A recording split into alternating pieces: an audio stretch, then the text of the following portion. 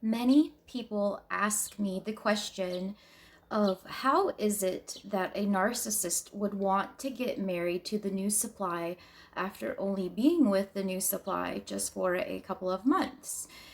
And the long answer to this question is two reasons, and they are both related to the prior significant other. A narcissist will not, absolutely will not, treat the new supply any better than the last or the previous source of supply. And they may put on a better front for the next source of supply, but that is usually only an attempt to hurt the one that they just lost, especially if the one that they just lost escaped the narcissist before the discard. This is one of those questions that makes many of us wonder, how could a narcissist treat one person like they are pathetic, unlovable, insufficient, insignificant, and worse, but then put so much time and effort into inflicting pain on the same person after it's all over?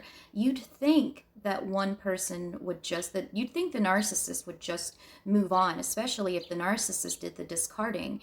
But you'd think they would be happy to be rid of their so-called horrible person who did all of these horrible things to them.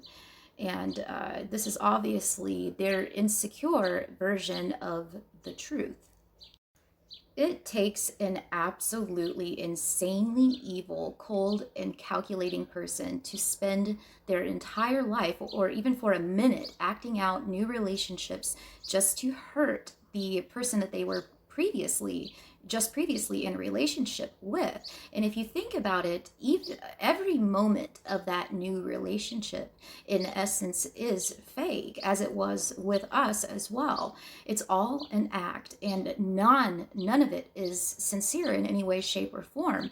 Putting on a show for God knows how long, however long it takes for the new supply to become comfortable, ends up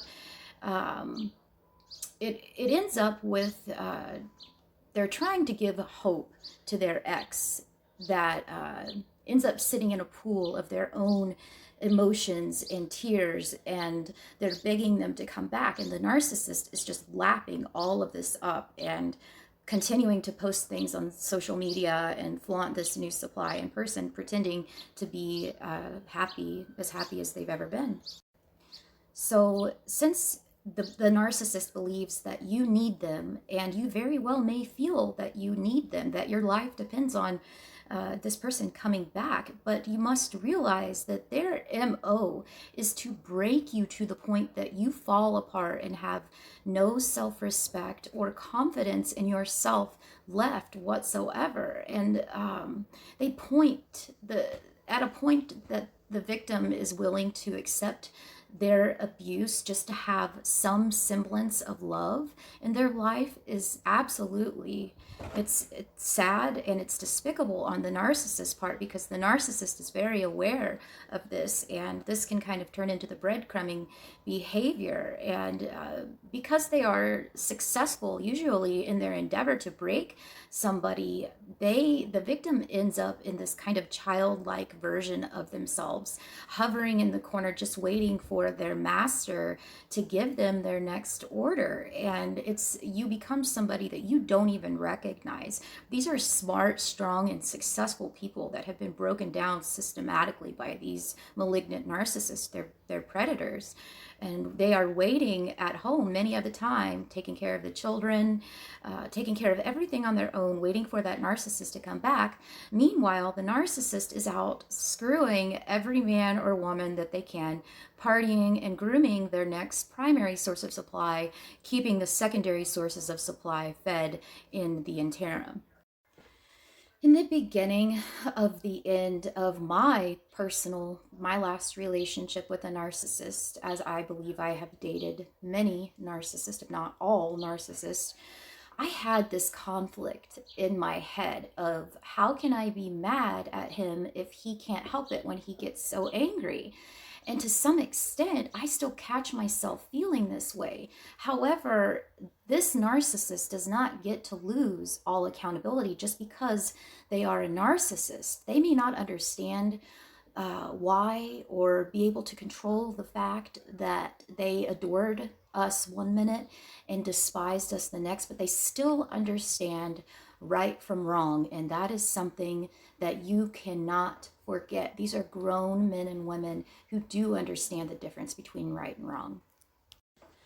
So far on my recovery journey, the best thing that I have done to recover from narcissistic abuse is to understand directly and thoroughly the pathology of narcissistic personality disorder.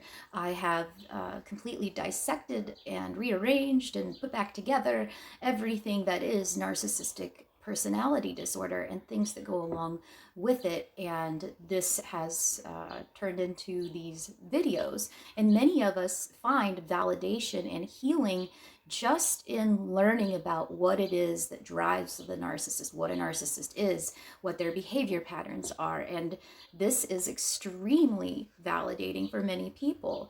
I had to learn to comprehend the dangers of personality disordered people, and not just narcissistically personality disordered people, because there are several cluster B personality disorders that can be very, very damaging within a relationship.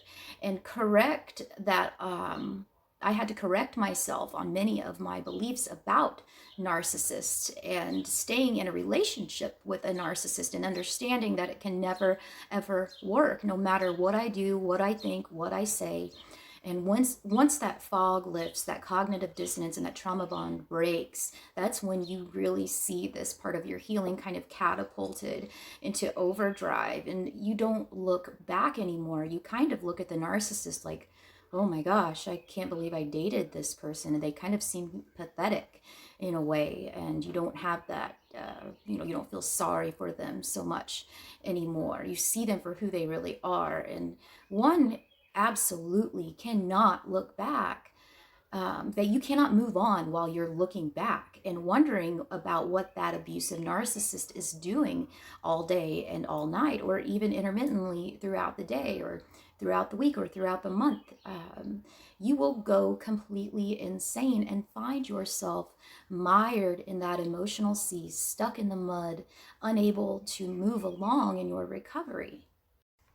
One thing that I did that helped me and has continued to help me is to write down a list of all of the crimes that the narcissist did against me, and then, put it away in a journal and look back on it whenever I feel like I'm missing the narcissist.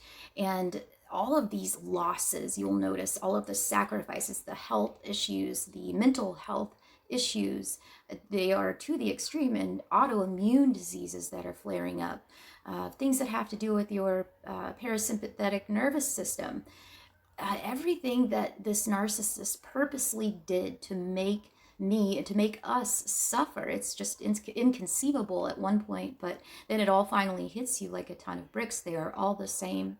This is pathological, and there is no saving the narcissist. And the other thing is, I have made it clear through my actions. I believe that I am never coming back, and I will not be hoovered back into the relationship.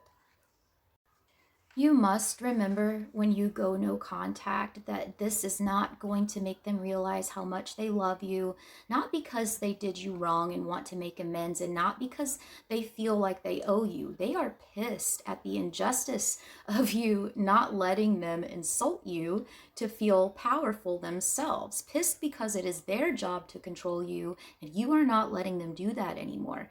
Pissed because you are not living the life that the narcissist is dictating to you.